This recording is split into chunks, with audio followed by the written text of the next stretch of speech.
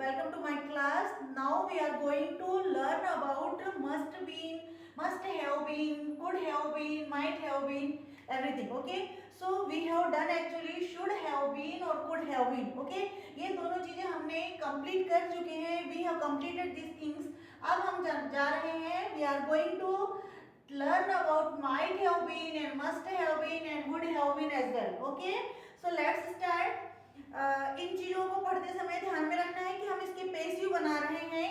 ये होता है could have, should have, might have, must have के पेसिव. अब बाकी की अदर चीजें उनके साथ बिल्कुल नहीं पढ़ेंगे कि कहाँ नाउन लाना है, कहाँ एडवर्ब लाना है, या कहाँ वी की आईएनजी फॉर्म लाना है ना. तो हम उसी सीरीज में, क्योंकि ये दो हम ऑलरेडी इसके पहले वाले वीडियो में पढ़ चुके हैं, तो अब ये वाला हम इसको देखेंगे. माइट हैव बीन और मस्ट हैव बीन ध्यान से सुनना है. माइट हैव बीन जब हमारी पास्ट की कोई पॉसिबिलिटी बनती है तब हम इसको लेते हैं. मतलब लेस पॉसिबिलिटी से बनती है कि पास्ट में कोई ऐसा पॉसिबिलिटी थी कि शी माइट कम, बोलते ना वो शायद आएगी या शायद आती है वो, है ना. तो इस प्रकार से जब आपका पॉसिबिलिटी बनती है तब आपको माइट हैव बीन का यूज करते हैं. और मस्ट हैव बीन मतलब जरूर किया जाना चाहिए था. मतलब जब आपको बिल्कुल कंफर्मेशन है कि ये काम तो बिल्कुल बिल्कुल किया जाना चाहिए था ही, यानी बिल्कुल नेसेसरी है, तभी आपका इसके साथ अपन मस्ट हैव बीन लगाएंगे. तो चलिए हम उसको सेंटेंस में यूज करेंगे. Let's start. अब हम देखेंगे पेसिव में. पहले तो हम एक्टिव देख लेते हैं यहाँ पे, पेसिव वही सेम स्टाइल में. तो अब हम पहले समझते हैं कि सब्जेक्ट होता है, माइट हैव बीन होता है, वर्ब की थर्ड फॉर्म होती है और बाय लगा के आगे किया जा सकता है कुछ भी, है ना. अब उसमें क्या मीनिंग क्या निकलना चाहिए. अगर अपन हिंदी साइड से देखें तो किया जा सकता है मतलब कोई भी क्रिया, कोई भी पढ़ना हो, लिखना हो, इनको किया जा सकता है, ये इसमें लगने का है ना. इस प्रकार का जब सेंस निकलेगा तब हम करेंगे. पढ़ाया जा सकता है, लिखा जा सकता है, भेजा जा सकता है ना. तब हम इस प्रकार का काम कर सकते हैं माइट हैव बीन. लेकिन वहां पे भी कब, पर पास्ट की था जब पास्ट की पॉसिबिलिटी थी कि भाई ये काम तो हो सकता था. It might have been done, यानी ये काम हो सकता था पहले ही बट आपने नहीं किया. तो इस प्रकार की लेस पॉसिबिलिटी बनती है, पास्ट की पॉसिबिलिटी बनती है, तब हम इसका उपयोग करेंगे. तो अब चलते हैं सेंटेंस में. माइट हैव प्लस वर्ब की थर्ड फॉर्म एक्टिव में हम लेते थे. तो ये देखेंगे किसे, I might have done this work, मैं ये काम कर सकता था. ठीक है ना, मैं काम कर सकता था. लेस पॉसिबिलिटी थी पर मैं कर सकता था ना. 99% तो था पर एक था कि मैं कर सकता था. You might have brought book, तुम पुस्तक ला सकते थे, तुम पुस्तक ला सकते थे. You might have finished work on time, तुम काम को खत्म कर सकते थे समय पर, है ना. ये एक्टिव है. She might have cooked food, वो खाना बना सकते थे, वो खाना बना सकती थी. They might have spoken English, वो इंग्लिश को बोल सकते थे, मतलब बोला जा सकता था, बोल सकते थे. ठीक है, तो ये यहाँ पे आपके एक्टिव हो गए. ठीक है, लेकिन बोल सकते थे माइट के हैव के साथ में एक्टिव हो गया. अब चलते हैं इसकी पेसिव कैसे करेंगे. तो सबसे पहला एग्जांपल देखेंगे. I might have done this work, मैं ये काम कर सकता था. चलो, तो वर्क क्या था आपका, यहाँ पे ऑब्जेक्ट था, इसको हमने यहाँ पे क्या बनाया, सब्जेक्ट बना लिया. Work might have been done by me, मेरे द्वारा काम किया जा सकता था. मैंने पहले बताया किया जा सकता था, किसी के भी द्वारा किया जा सकता था.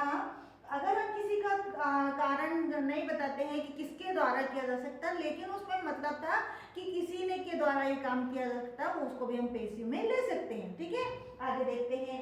यहाँ पे था you might have brought book, तुम पुस्तक ला सकते थे. तो यहाँ पे आएगा बुक क्या है, ऑब्जेक्ट है. यहाँ क्या आ गया, सब्जेक्ट हो गया. Book might have been brought by you, तुम्हारे द्वारा पुस्तक लाई जा सकती थी, तुम्हारे द्वारा पुस्तक लाई जा सकती थी. तो ये बहुत इजी है. यहाँ पे बुक आ गया, वहाँ बाय यू लगा दिया, बाकी को as it is might have been के साथ में वर्ब की थर्ड फॉर्म लिया है. बहुत इजी है ना. चलिए आगे बढ़ेंगे. He might have finished work on time, वो काम द्वारा किया जा सकता था, कौन फिनिश कर सकता था। तो वर्क को हम फिर से सब्जेक्ट बनाएंगे, वर्क को यहाँ पे सब्जेक्ट बना लिया, work might have been finished on time by him, काम को फिनिश किया, कंप्लीट किया जा सकता था उन समय पर उनके द्वारा, उसके द्वारा, लड़का है कोई, उसके द्वारा कंप्लीट किया जा सकता था, पूरा किया जा सकता था। चलिए आगे बढ़ेंगे। She might have cooked food, वो खाना बना सकती थी। Food might have been cooked by her, उसके द्वारा खाना बनाया जा सकता था। ठीक है ना। यहाँ पे इसके बाद में अब देखो अंतिम है ये, last but not the least, they might have spoken English, वो इंग्लिश बोल सकते थे, बट फिर यहाँ पे आ गए इंग्लिश को हमने क्या कर दिया, सब्जेक्ट बना लिया। English might have been spoken by them, ठीक है, उनके द्वारा इंग्लिश बोली जा सकती थी। गाइस ऐसा नहीं है कि यहाँ पे बाय लगाया है तो ही आपको काम करना है, बहुत जगह ऐसा होगा कि आपको बाय लगा नहीं है, दिखा नहीं होगा, कोई हिडन है कि कौन ने किया, कोई जरूरत नहीं उसको बताने की। ऐसे भी कुछ आएंगे, उसको देखते हैं अपन।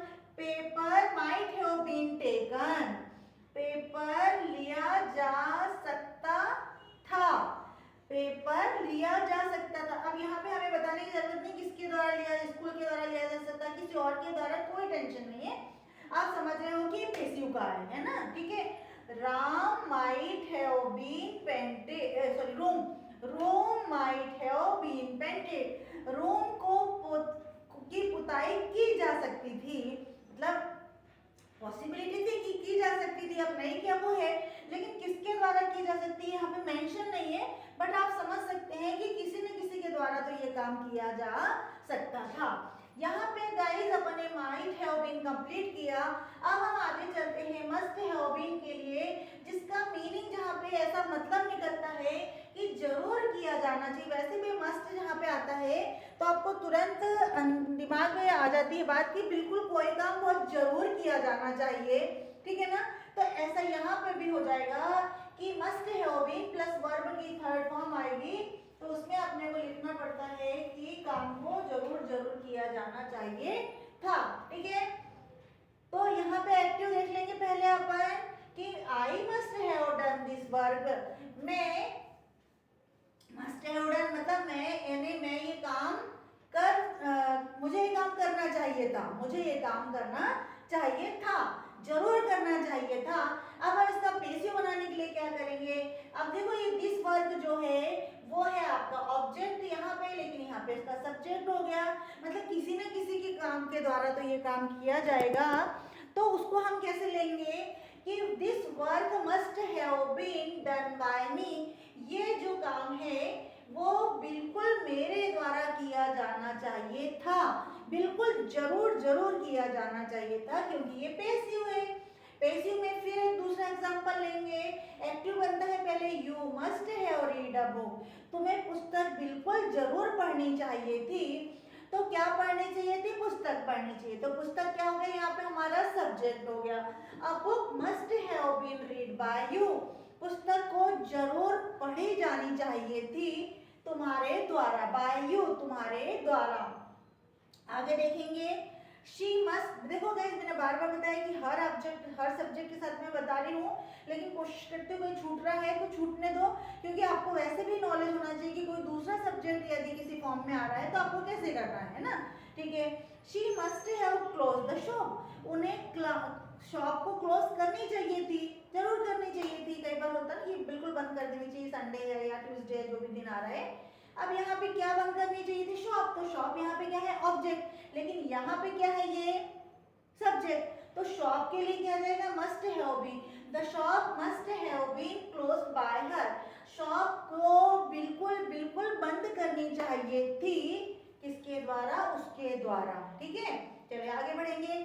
ही मस्ट हैव ईटन, उससे ये ही must have eaten the apple, apple क्या हो गया यहाँ पे ऑब्जेक्ट होगा कि उसको खाना चाहिए था, जो लड़का है उसको एप्पल खाना चाहिए था, जरूर खाना चाहिए था, पर नहीं, उसकी जो बात है हम एप्पल के लिए लेके आएंगे, तो एप्पल किसके द्वारा खाए जाने थे, उसके द्वारा, तो उसको हम फिर से एक सब्जेक्ट में ले आते हैं, the apple must have been eaten written by him.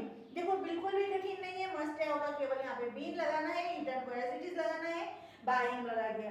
तो है ना बहुत इजी, बहुत इजी है, बस समझने की बात है।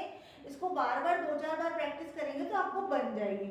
अब गाइस एक last but not the least ये छूट जाता है, तो इसको अगर कुछ होगा नहीं, वुड हैव बीन को भी कंप्लीट कर लेंगे। हालांकि मैंने एक वीडियो पहले से बना रखा है वुड हैव बीन के सारे कॉन्सेप्ट क्लियर कर रहे हैं उसमें मैंने, कि कहाँ आपको नाउन लगाना है, कहाँ बिकम होता है कि मैं बन चुका होता है, कहाँ पे वुड हैव बीन के साथ आईएनजी लगा होता है कि मैं कर रही होती है, वो उस समय तक सो रहा होता।